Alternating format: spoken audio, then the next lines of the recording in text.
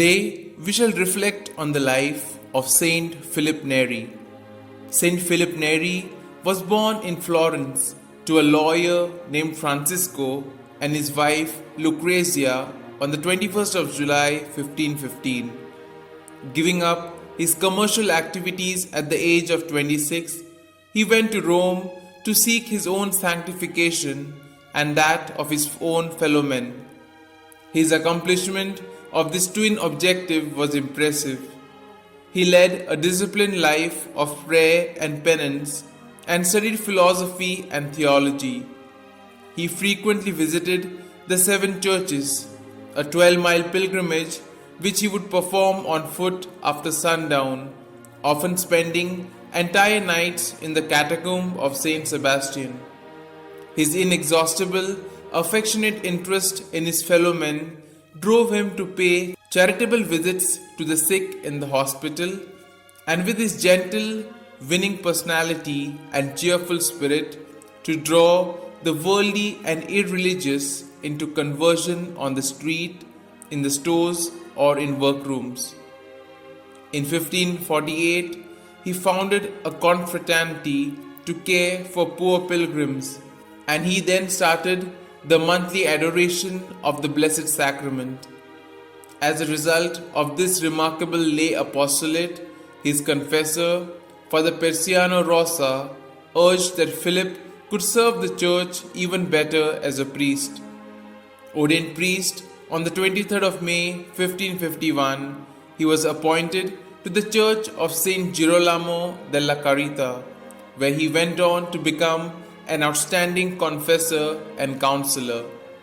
Philip Neri proved to be a sign of contradiction, combining as he did popularity with deep piety against the background of a corrupt Rome and a disinterested clergy. He would celebrate Mass with loving, ecstatic devotion and devote his afternoon to engaging young men and boys in talks, games, or visits to the 7 churches.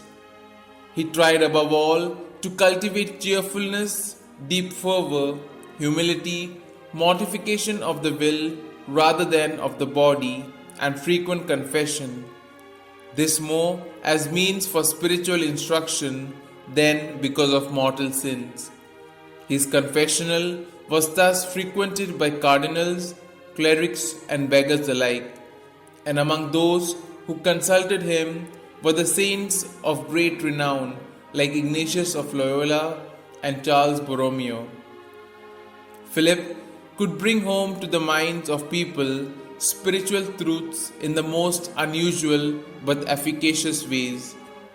From 1564, several of his followers became priests and settled down with him at the church of San Giovanni de Florentini, praying and eating in common, celebrating the Eucharist and preaching regularly.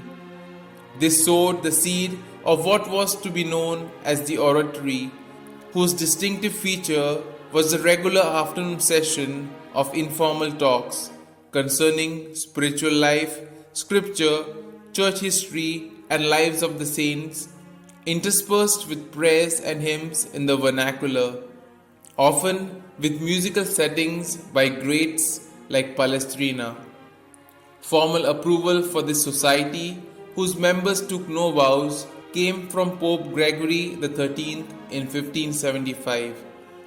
The unquestioned success of this second apostle of Rome never had any effect on his humility, a profound virtue that enabled him to endure tremendous persecution under the reigns of Popes Paul IV and Pius V.